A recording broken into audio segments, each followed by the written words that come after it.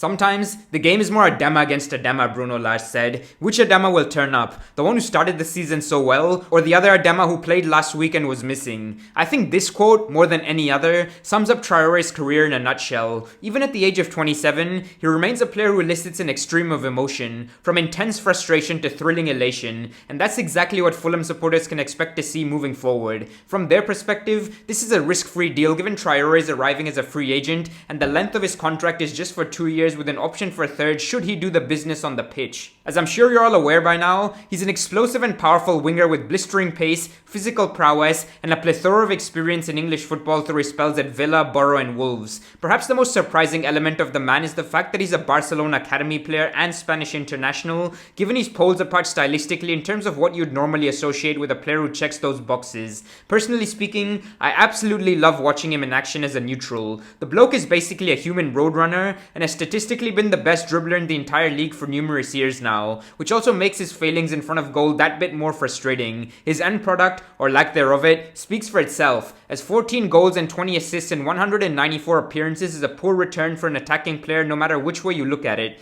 Aside from a highly productive campaign in 2019-20, in which Traore and Jimenez struck up one of the best partnerships in the country, the former has been unable to replicate the same level of composure in the final third, which boils down to his lack of footballing IQ. Don't get me wrong, the way he unbalances opponents is a sight to behold, and when you couple that with rapid acceleration as well as excellent close control, he's capable of causing damage to the very best sides in the world, including Pep Guardiola's Man City in 2019, a game in which Traore scored a brace in a 2-0 away win at the Etihad. Quite clearly, Traore is at his best playing on the right side of a front three, where he can use his pace and dribbling ability to pose a direct threat on the opposition's goal. He's most effective with space to attack behind an opponent, so he regularly positions himself on the outside of the defending fullback and close to the touchline, leaving enough space to run in behind. However, if the opposition's defense withdraws into a deeper position, Traore will instead offer an option to feed after pulling wide. He then approaches his direct opponent and slows right down, sometimes to a complete stop, before accelerating away at pace. Few defenders are able to contend with Traore when he isolates them in this way. When he receives to feed with his back to goal and with pressure behind him, he uses his body well to protect the ball, and then often takes a touch with the inside of his right foot while using his arm to maintain protection of the ball to roll past his opponents